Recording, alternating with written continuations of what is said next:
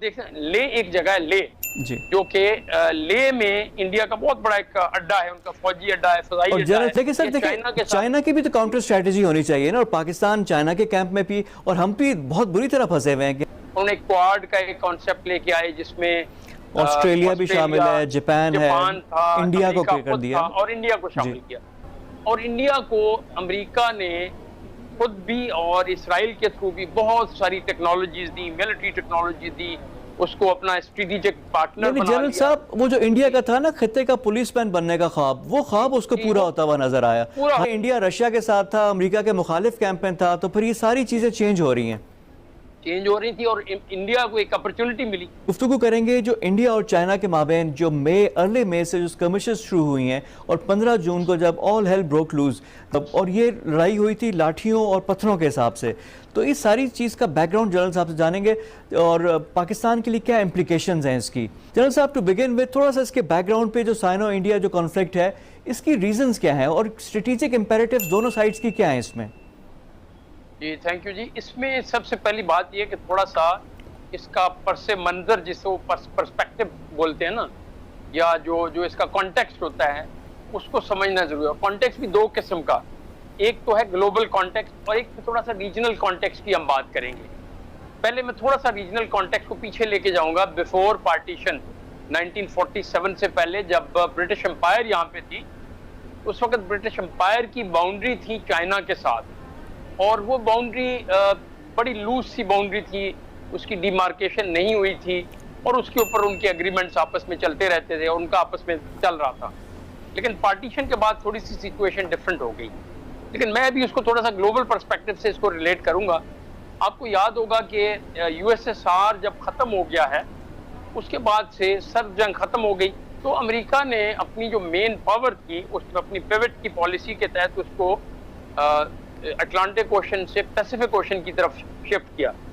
एक और बड़ी चीज उसने ये की कि उसने जो रीजनल लोग थे, यहाँ पे रीजनल पावर्स थी, मसलन उन्होंने क्वाड का एक कॉन्सेप्ट लेके आए, जिसमें ऑस्ट्रेलिया भी शामिल है, जापान है, था, इंडिया को कर दिया और इंडिया को शामिल किया।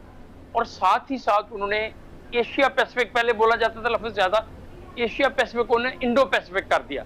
इसका मतलब ये है कि इंडिया को बीच में शामिल किया जाए, उसमें इंडियन ओशन की जो सारी की सारी जनरल साहब, और जो साउथ चाइना सी का है, जहाँ पे चाइना के भी डिजाइन्स थे, तो उसको साउथ चाइना में भी इसको कंट्रोल करने के लिए साउथ चाइना सी में भी वो बिल्कुल एरिया उसके अंदर ही आता है, पैसिफिक और इंडियन ओशन के दरमियान में आगे जाके वो साउथ चाइना सी बिल्कुल पैसिफिक में आता है, ठीक है ना जी, वो इसका हिस्सा है एक्चुअली। तो जब उन्होंने ये पावर शुरू की, इंडिया को उन्होंने अपने साथ मिला लिया, और इंडिया को अमेरिका ने खुद भी और इसराइल के थ्रू भी बहुत सारी टेक्नोलॉजीज दी, मिलिट्री टेक्नोलॉजी दी, उसको अपना स्ट्रेटेजिक पार्टनर बना लिया। जनरल साहब, वो जो इंडिया का था ना खत्ते का पुलिसमैन बनने का ख्वाब, वो ख्वाब उसको पूरा होता हुआ नजर आया। हालांकि पहले इंडिया रशिया के साथ था, अमेरिका के मुखालिफ कैंप में था, तो फिर ये सारी चीजें चेंज हो रही हैं, चेंज हो रही थी, और इंडिया को एक अपॉर्चुनिटी मिली। चाइना के इसी गार्ड में चाइना को एज अ थ्रेट पेश करके, या अमेरिका की जो मजबूरी है चाइना को कंटेन करना।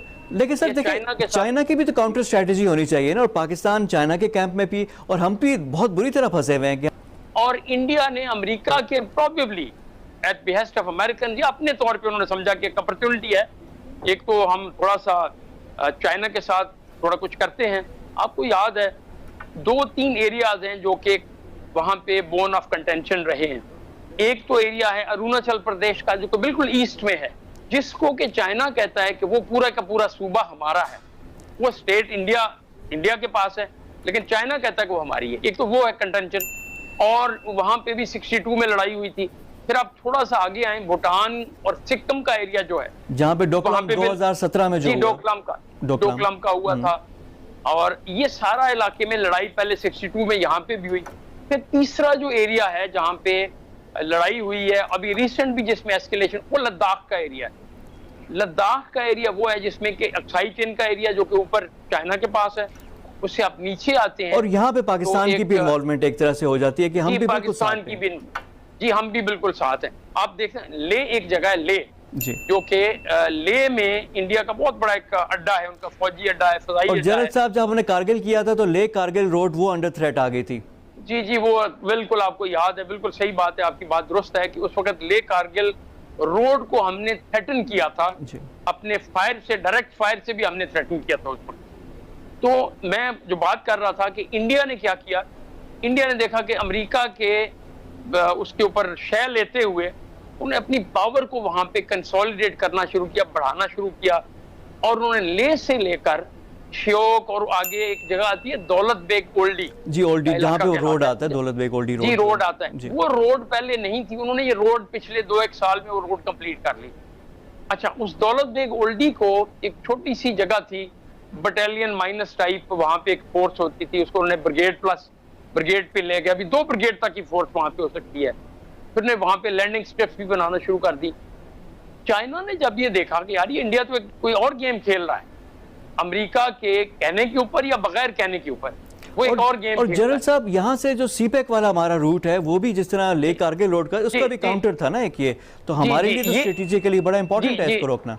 जी, मैं उसी तरफ ही आ रहा हूँ कि जब चाइना ने देखा कि इंडिया जो है दौलत बेग ओल्डी को स्ट्रेंथन कर रहा है, दौलत बेग ओल्डी से थोड़ा सा आगे कराकरम पास आ जाता है, और कराकरम के पास से इनकी जो मेन रोड जो कनेक्ट करती है तिब्बत को और जिनजियांग प्रोविंस को, सिंकियांग को। वो वहीं से गुजर, सिनकियांग या जिनजियांग या जो भी उसका नाम आजकल बोलते हैं, सिनकियांग पुराना नाम है उसका, तो उसके पास से गुजरती है। और चाइना ने ये फील किया कि प्रोबेबली इंडिया अपने हलीफों के साथ मिलके सी पैक को थ्रेटन कर रहा है, वहां से भी थ्रेटन कर रहा है, और अल्टीमेटली उनका ऑब्जेक्टिव ये भी हो सकता है कि इस सारे की एरिया को पीछे उसका बेस को कंसोलिडेट करके पाकिस्तान के गिलगित बल्तिस्तान के एरिया को भी थ्रेटन किया जाए। तो ये उनका बड़ा एक ऑब्जेक्टिव था इंडिया का, और आगे आ गए वो, वहां पे गलवान वैली तक आ गए।